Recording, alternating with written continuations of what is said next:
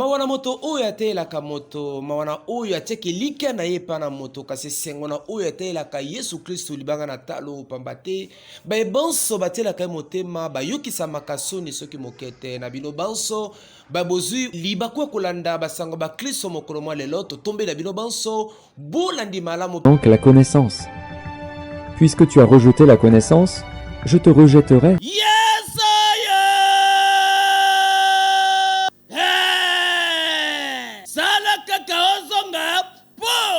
Makambuto komi komona zabolo shetani nde akomi kombrie bana na yodi. Tala! Communauté évangélique pentecôtiste de la rédemption, paroisse éternelle le Père, Oyo wapi e kamba makana l'homme de Dieu, évêque Isidore Kabulo Walesa, babongi selibino, Mamana Milulu Oyo wapi e kobanda 17 au 23 octobre 2022, Nangonga 16h Ngingon, Kino 19h30.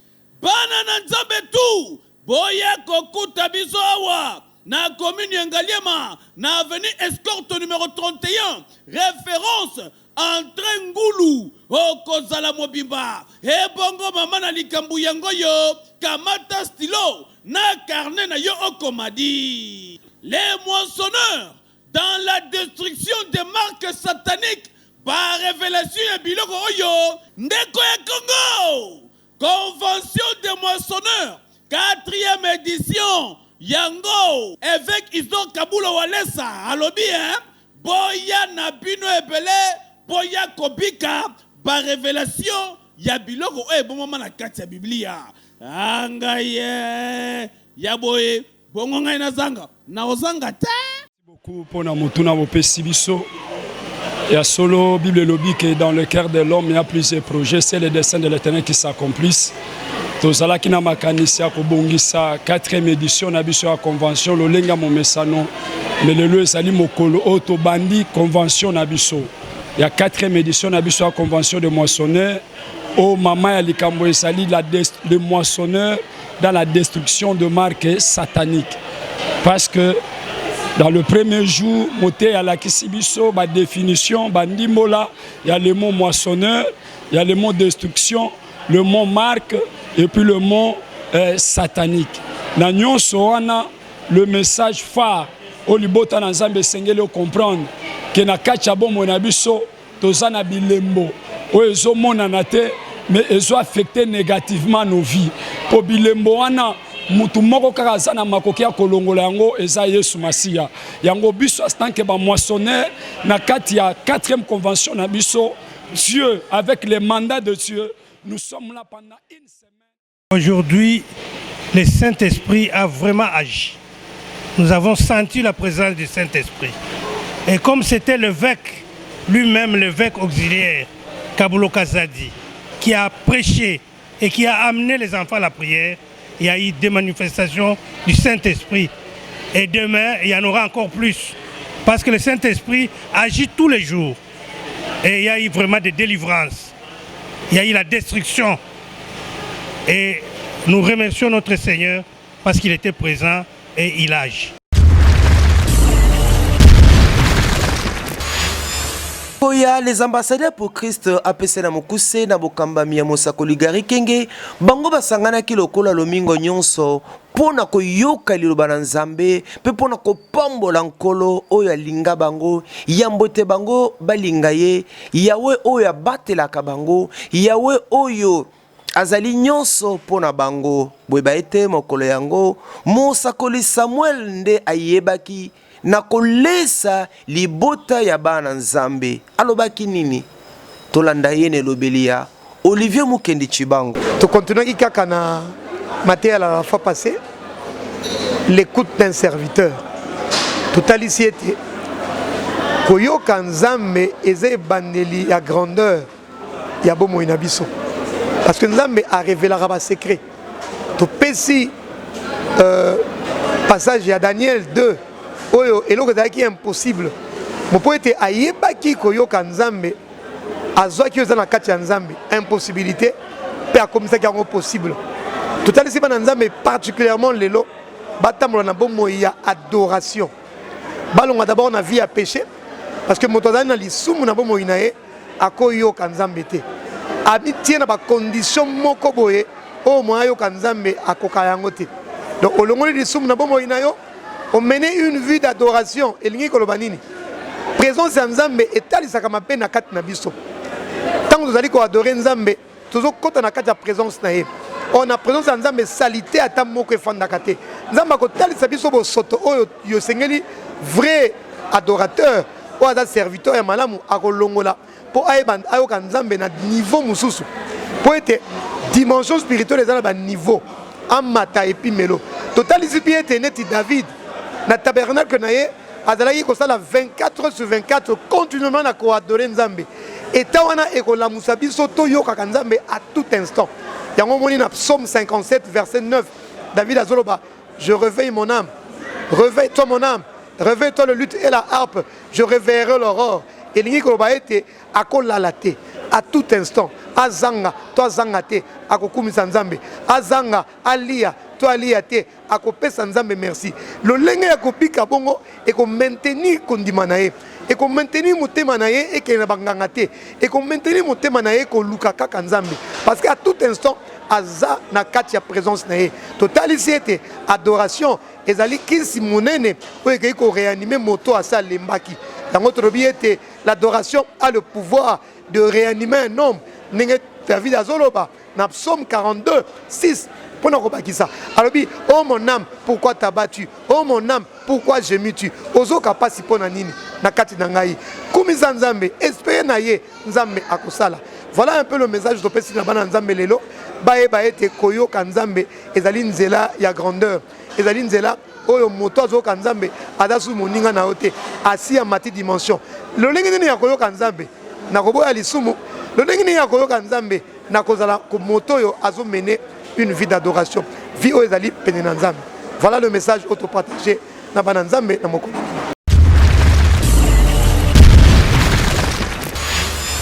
Bandeko ya etonga na nzambe le témoin du Christ oyo ekambamaka na mosali na nzambe moto ya mayele pe ya bwanya soda mpiko soda ya molende pe ya bompikiliki pe ya ngolu bango pe lokola bayebaki bokosangana na etonga na bango lokola momesano na ntina na koyoka liloba na nzambe mote ya mokolo ezalaki yeme soda mpiko soda molende soda bompikiliki moto na nzambe pe ya ngolu oyo azwaki maloba pona koleisa bana na nzambe atalisaki bango ete esengeli bazala basoda ya solo ngonga oyo tokomi esengeli mwana nzambe azala moto oyo ayebi kosambela moto oyo ayebi kobunda bitumba pamba te posa na satana ezali ya kopengwisa bana na nzambe posa ya satana ezali ya kolongola bana na nzambe posa ya kosambela mpo ete basimba te oyo nkolo alaka pe akana kosala na bomoi na bango tolanda boni soda mpiko pe ya molende ya bompikiliki moto na nzambe pia ngolu ayebi bongo kotefela. Tozali awa na église évangélique des témoins du Christ, église évangélique des témoins du Christ kati na paroisse Lumulwa Kane delimete bipai wapi tobongisi pona basali bana na nzambe mibali pe basi milulu munene ndenge toti ko banda yango lelo likolo ya libération des captifs kokangolama ya bakangami nyonso. C'est un combat, ezali combat pour la libération des captifs et sengeli toyeba ete na bandoto oyo yo mona na masakoli oyo yo zwa na ba vision ezala na kotanga na yo ya makomi masanto aussi o mona ete pasi na yo wana ebanda kala ebanda na bakoko ebanda na baboti makambo ndenge na ndenge oyo ezokwela bato ezalaka na ebandeli esengeli pe esuka yango Daniel alobaki ete 70 ans il fallait eleka mais bomu esila Yesu ye moko atangi na Biblia masakoli ya Esaïe alobi ete pona bawo bakufa miso bawo bakangama bawo bazwa minyoko na bato oyo bazalaka na pasi na ndenge esengeli awa bazali koyoka masakoli oyo Esaïe apesa pona nga makambo oyo bauti koyoka na botangi ekokisami nde lelo esili nde lelo elingi koloba ete papa mama ndeko mobali ndeko mwasi tika kokangama esika moko tika komitia na boloko yaka nano epai boye à partir ya mercredi 19 octobre tokokende na mosala mercredi jeudi vendredi dimanche mpe lokola semaine oyo tokobanda kuna lisusu mercredi jeudi mpe vendredi na ngonga ya 16h boya ebele epai boye basakoli bakambi neti bapasteur baévangéliste bato nyonso bazwa bagrâce bakosala mosala makasi ya kokila mpe kosambela mpo na ntina na yo esengeli okangolama. La libération des captifs c'est pour tout le monde. Okangama na likambo nini na lisumu nini na elikeli mabe nini esengeli oya tosambela toteyama tokila pe lokola. L'essentiel est que okangolama ozala nsomi bilaka na yawe nzambe ekokisama na bomoi na yo ekozala wapi sur avenue université balabala université numéro 19 na quartier Mateba na tronçon entre Yolo Médical et Kapela de bisika okokuta pasteur Pierre Ngolu na basali mosusu ngai pasteur Pierre Ngolu na lancé yo invitation oyo yaka na église évangélique des témoins du Christ paroisse Lumulwa Kane de Limité to sambela chaque jour mercredi jeudi vendredi na 16h dimanche de tokosalango na ba 8h. Boye baete bandeko le témoin de Christ bazali kolengela mayangani minene ndenge bauti kolanda maloba ya moto na nzambe pia ngolu to likete nde bozomi meke penza na ntina na koyekola bana nzambe pe koyoka yango kotia na misala po ete bozala bato na ntina oyelanga ya tata.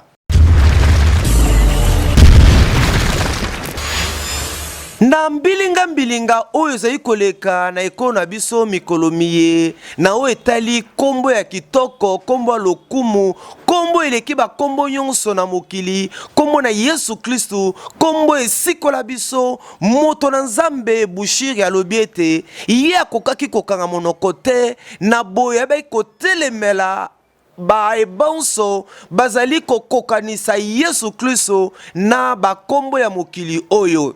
Yesu akufa asekwa mpe azali na bomoi kasi basusu kino lelo basekwa tepe bakombo na bango esila enzuluka ezali lisusu na nguya soki mokete na bomoi ya bana nzambe soki te kombo na Yesu Kristo. Talatina poso mobimba mosako na nkolo bushiri ayebaki bongo kobeta sete na oetali connaissons le Seigneur Jésus-Christ. Tina milulu ango ezali ko bele kotalisa bana nzambe ete bobele kombo na Yesu Kristo kombo mosusu ezali te kombo na tina tolanda boni alimboli biso na elobelia Olivier Mukendi Chibangu ya liboso tokomisi nzambe totondi nzambe tata pona bolamu na ye susi na biso eza batu bayeba kolo Yesu batu bayebi ba demo batu bayebi filature courbature soki babiloko nini bayebi ba ange me bayebi Yesu te baoluka lobiko bayebi oyo abigisaka te baoluka mabala bayebi oyo apesaka mabala te. Donc nde susi na biso bato bayeba Yesu bazonga na makomi ya kolo Yesu toyeba Yesu poko boyebi ya kolo Yesu nde bomo ya seko sema ya sepad bayeba Yesu soki oyebi Yesu kolo Yesu malgré mbonge malgré nini okobanga te ata babwaki yo na moto okobanga te ata babwaki yo na libulu ya kosi okobanga te ata soki okatisi ebale okobanga te okobanga eloko moko te soki oza na boyebi ya kolo Yesu. Na on préparé deux grandes campagnes d'évangélisation moko na stade ya Gemena stade Movoto na mois de décembre et puis kaka na mois de décembre wana toza na campagne mosusu évangélisation na Karawa na Nord Ubangi et puis na Sukambula comme toyebi momesano pensée de Dieu au Nzambe mabongisi ya Nzambe pona 2023.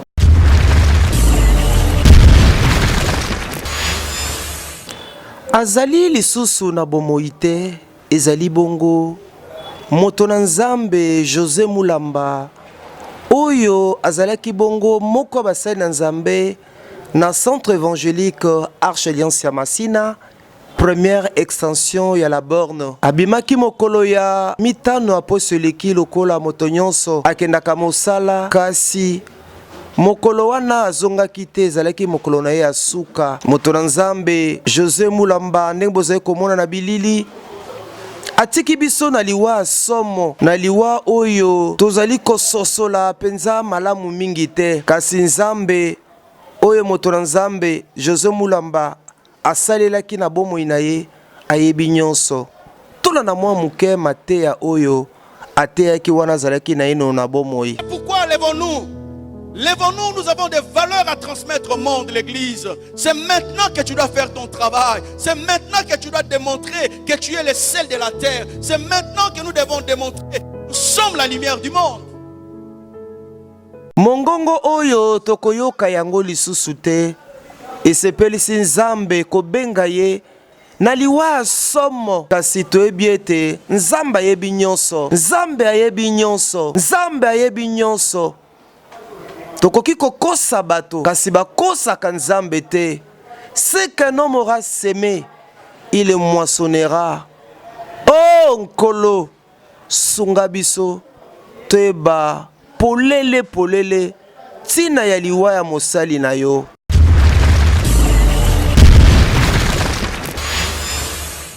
Comme une fête de l'année, on va te donner un projeté pour ça la makambo ya minene na fête de l'année. To préparer ba bonne année ba Noël comme d'habitude ndenge za la chaque année.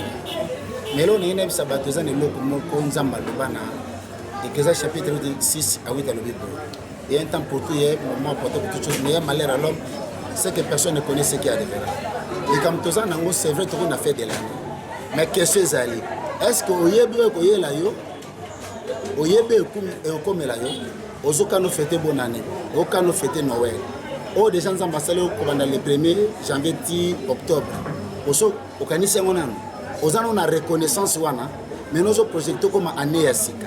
Nous avons besoin oyebi likambezo zela yo oyebi ke na Noël na bato bakufa bazala na bonne année bato bakufa bazala. Est-ce que oyebi soko kobela soko ko hôpital soko ba kotuta yo soko kokufa ko banana ko sala ba calculité soki na bandi ba calcul Nzambe te ko wela na ko sala ba projet te soki na associé Nzambe te to comme na fait de l'année tiens Nzambe na première place banda ko tala na Nzambe saleli yo dede kanisa na no yo ko salela Nzambe comme action de grâce. Parce que c'est lui le maître des temps et des circonstances. Yenda yebi nini ko salama, nini ko koma, nenge nini bonne année ko le capé Noël, nenge tokota 2022. C'est ça la chose que Dieu attend de nous pour notre éviter nini comme la biso. C'était ça le conseil que Dieu voulait nous donner la prédication à l'élo, l'église maison de prière. Tous en 90 jours, il y a jeûne et prière. Jeûne et banda minuit et aussi la 13h. Tous tous les jours dans manga 24, croisement Éthiopie. Na veni manga na kwa na kaka tozana mikolo nyonso ti le 29 décembre ozana eloko osala te on sait okende te yaka tosambela Nzambe to na suka ya année pona Nzambe sécuriser yo nanga pe to mona mvula sika tika nkolo abatela bino boye malamu surtout aussi sani na rosambo Nzambe na mapambola. Merci.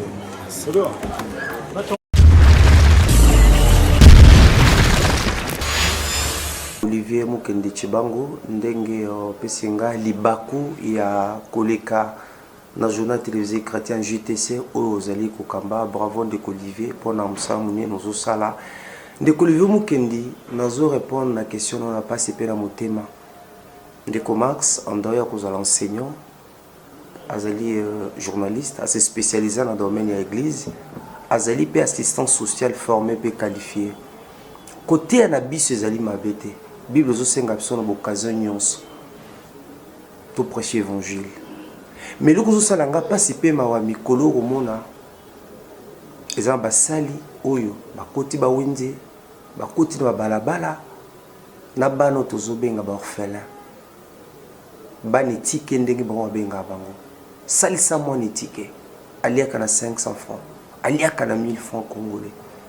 Mikolo ba comme évangile ya sunga mo ni tike azonga na classe na 1000 francs congolais na kuzonga na classe et Kinshasa mobimba na ba place publique nyonso to ndeko Olivier.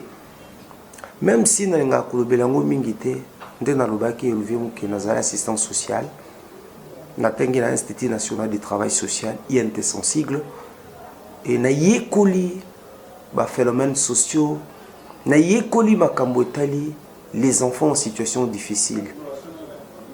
Personnellement, comme assistant social pe moi na Nzambe, nazo sepela nezaleli ya bandeko na biso te. Bazwi bana kotambwisa bango na Kinshasa mobimba, komemisa bango bakitunga pona kosenga mbongo. Olivier, image nini tozotika epa ya bana wana. Yo yebibi nga par la grâce de Dieu nazo kamba orphelinat monene na kombo ya partage ton pain avec celui qui a faim ou ezana monga fula. Nous avons des enfants que Dieu nous a donnés. Maintenant 15 jours au tika la komonanga kotambwisa bana Kinshasa mobimba. Toko kota na bis na photo ya bana pona kosenga ezo sala pasi. Imagine tozo tika epa ya bana wana. Kote ezali mabete. Mais kotambwisa ka bana ya kosengela ka bana mbongo. Orphelin liaka na 1000 francs. Zongi orphelin classe na 1000 francs congolais. Mais non. Et comme le cola cop, et comme le cola business, et ça malamuté. C'est Dieu qui nous a appelés fidèles.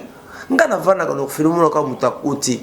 Na koti kila bana bakaye. Na ko pesa songolo pakala. Na likaka na médiaté. Na likaka na mawendete. Na kokipe ko tambisa bana te. Mais bien aimé dans le Seigneur. Bino ba oboze ko exposer bana. Botika ezali malamuté.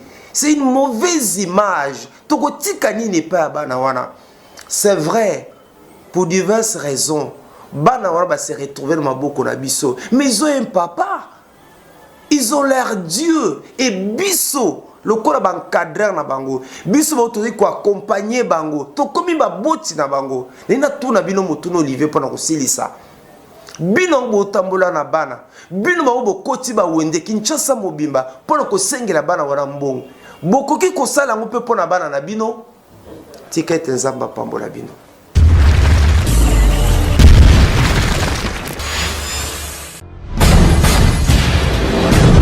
Oya meme photo na yo na ndako ya nganga.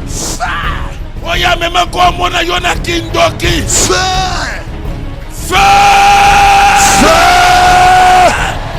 Bien-aimé dans le Seigneur, tu es lisusu liboso na bino. On a annoncé bino musala munene ya 4e modèle.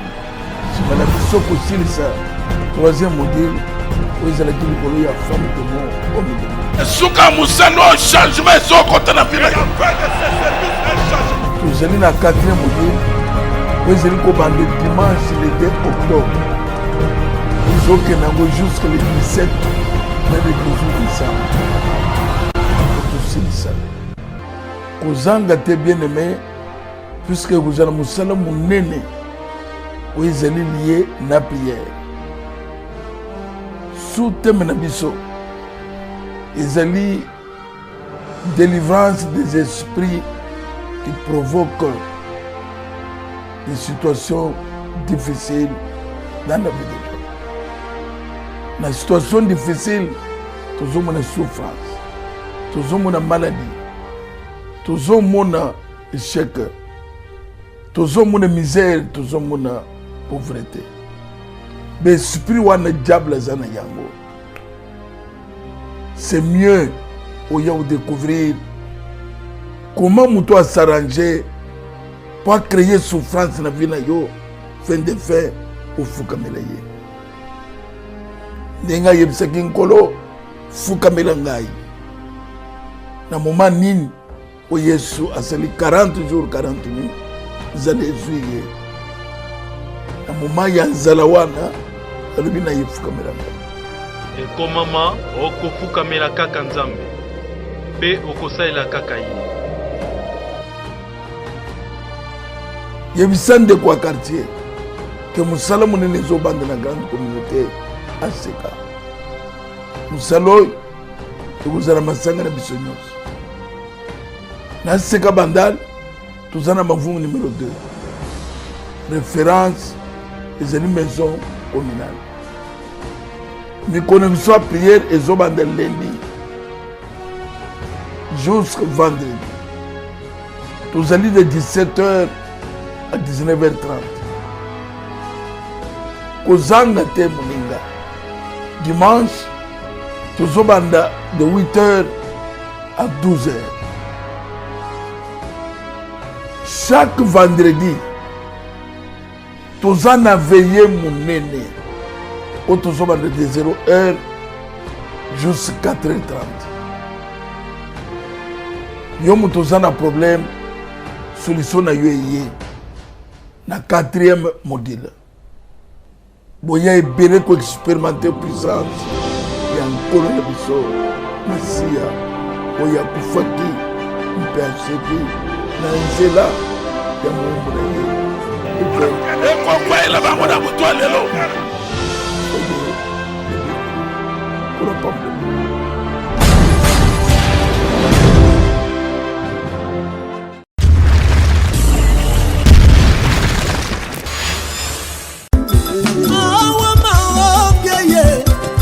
AJR en action, AJR vers le sommet. L'Assemblée de Jésus-Christ pour la repentance YOLO vous invite à prendre part à la Sainte Convocation sabbatique, une convention du retour à la foi apostolique. Papa, maman, bien-aimés dans le Seigneur, habitons le Kinshasa, ceci vous concerne. Voici une occasion à ne pas rater, la Sainte Convocation sabbatique et Zayanga, Yayope, Yabisonyoso, Oezalina Temetope Manali Kambo, les jours des expiations et les sabbats de l'Éternel. Programme Oyo et Zali du 16 au 23 octobre 2022 de 15h30 à 19h et Longona Basali Nzambe Yanguya Lokola, le pasteur Moïse Chifwani, le pasteur Lambert Kabengela, le pasteur Alain Kalala Chula, le docteur Moïse Diboko et hôte de la manifestation Yemei, l'apôtre Paulin Chula, Jikunji Jakadjilou, Nanya Kozanga, à l'animation musicale, l'évangéliste Denis Ngonde et le groupe New Live du frère Fiston Kongolo. Une seule adresse, avenue Tumboumani, numéro 47, quartier Yolo Nord, commune de Kalamu, arrêt Bel Aspect. Nanya Kozanga. Cordial, bienvenue à tous.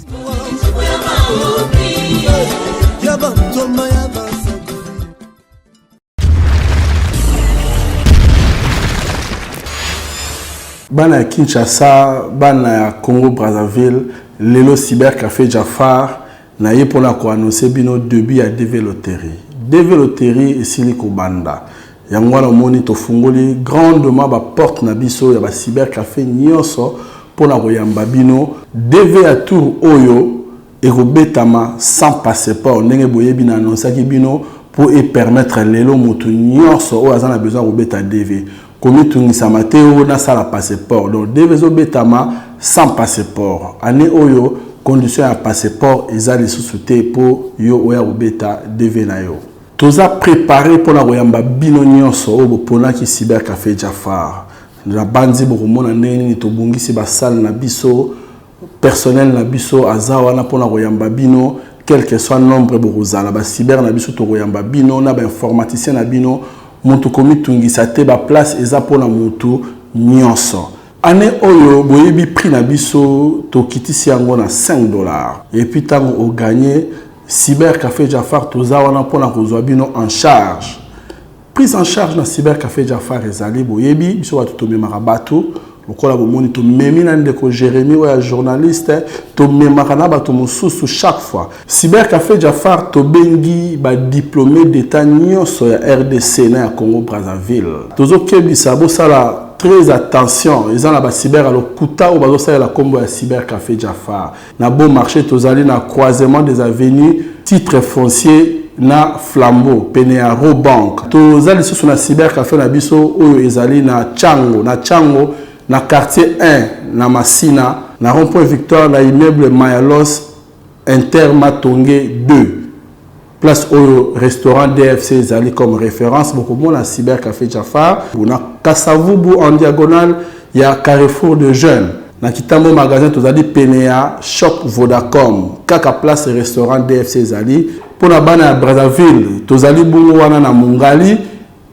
en diagonale il y a la mairie à Mungali na avenue de la Paix croisement rue Basundi numéro 39 bis croisement avenue de la Paix en diagonale il y a la mairie de Mongali. Tous à travailler de lundi tina dimanche. Cybercafé Jafar te souhaiter surtout bonne chance.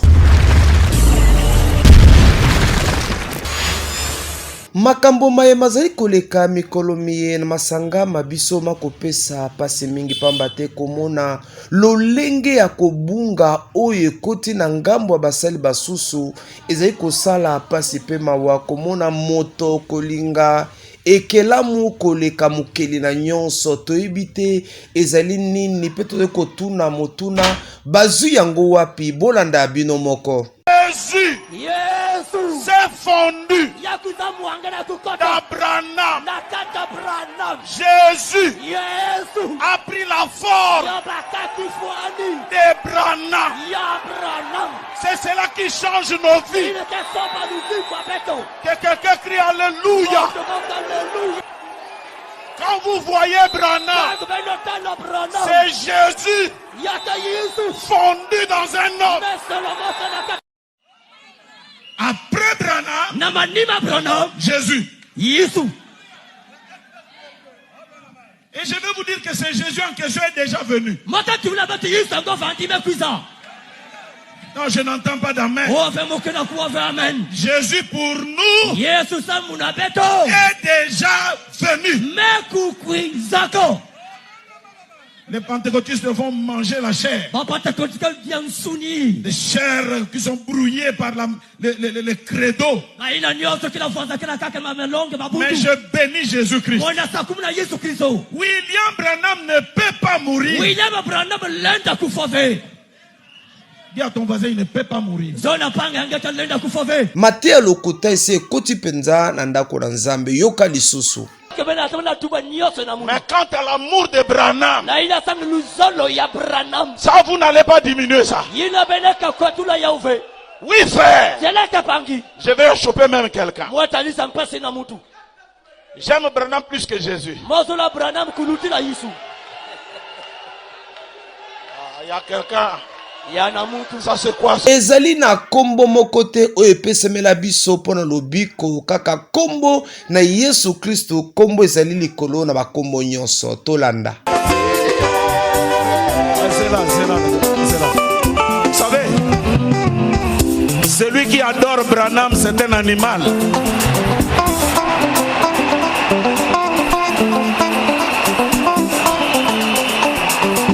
Parce que quand vous prenez un doigt de banane, vous donnez à un chimpanzé, il ne sait pas faire la différence entre la peau et la chose qui est à l'intérieur.